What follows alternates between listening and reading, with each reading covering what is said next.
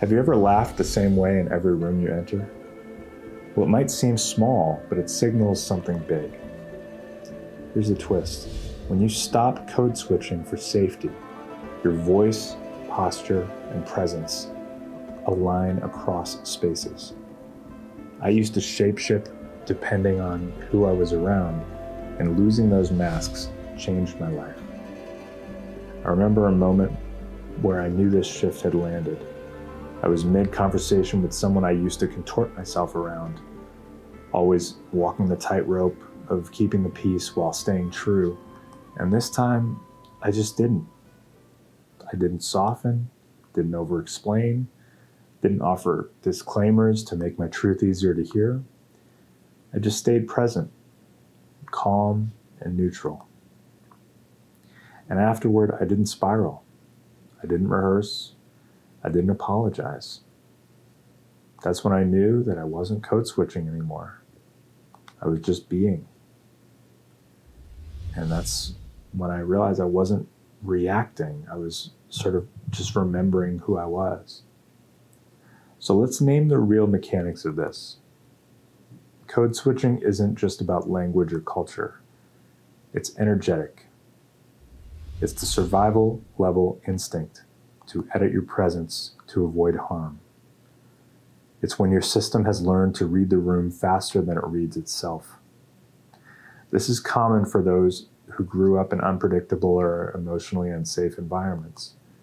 You learn to scan for tone shifts, micro-expressions, passive-aggressive signals. You learn to shrink the parts of yourself that felt too intense or too sensitive or too different. It wasn't a personality flaw. It was a nervous system adaptation. One that said, stay palatable or risk abandonment. And it worked for a while. But over time, that fragments you.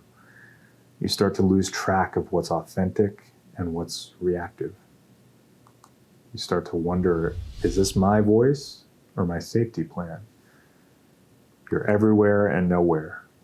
Present but disconnected, and tired without really knowing why.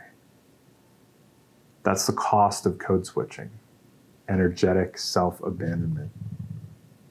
You exist everywhere except where you are. So when you begin to notice the shift, when your truth starts emerging without rehearsal, when your body doesn't flinch after speaking plainly, don't dismiss that.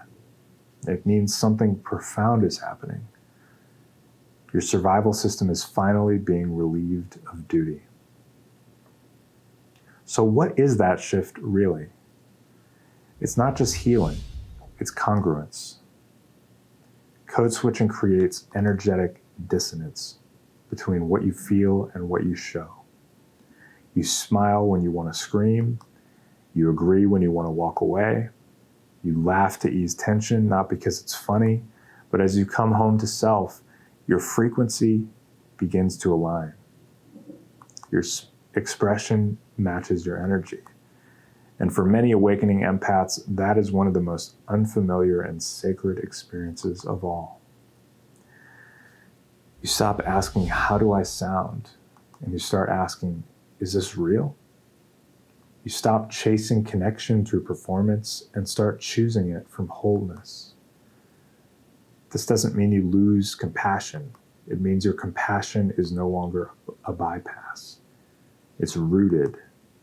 And when you transmit from that place, fully online and fully intact, you stop over-explaining because you finally believe that your presence is enough. So how do you support this transition? How do you stop code switching without swinging into collapse, rebellion, or shutdown? Well, first, observe it without judgment. Don't shame yourself for the places you still shapeshift. Just notice gently. Where does your voice change? Where do you rehearse? Where do you vanish? Second, slow down your speech, if you can. Give your nervous system time to stay online. When you speak more slowly, you stay with yourself. That alone can transform how truth lands in your body. Third, practice micro boundaries. Not every shift has to be a confrontation. You can just start with a pause. Just say, I need a moment, or I'm not sure yet, instead of people-pleasing on autopilot. Fourth, expose yourself to congruent spaces. Even one relationship where you don't have to code switch can rewire your entire sense of safety. Let your system feel what it's like to be met. And fifth, celebrate neutrality. If you get to that place where you're not responsible for how others interpret your authenticity, that's huge. Their projections aren't your burden. Let your clarity be quiet. Let your boundaries be gentle. That's power. Embodiment is not just about truth.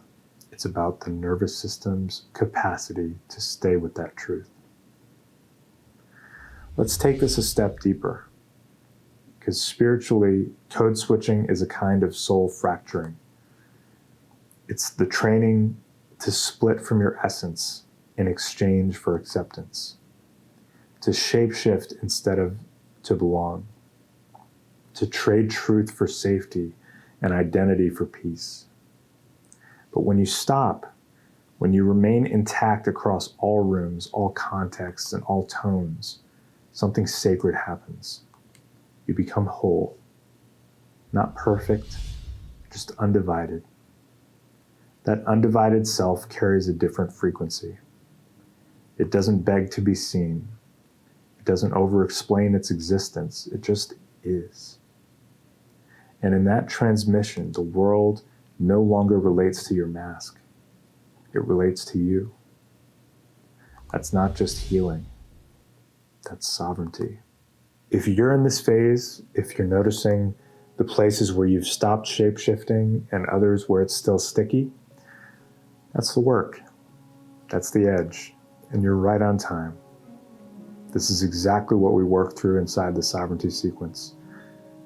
How to move from fragmentation to congruence, from survival-based performance into grounded, embodied presence. If you're ready to take that next step in a way that honors your sensitivity and your clarity, I invite you to start with a simple tool. If you'd like to know where you are in the process, just comment, send the quiz, and I'll send you a free self-assessment to see where you are on this map of the journey. You don't have to perform to be safe. You don't have to translate your truth for it to be heard. You don't need to soften to deserve space. You don't need to disappear to be loved. You're allowed to be congruent, to be the same self in every room, to speak as you are without a script. Let that be enough. And as always, may the shadow wane and the stardust remain.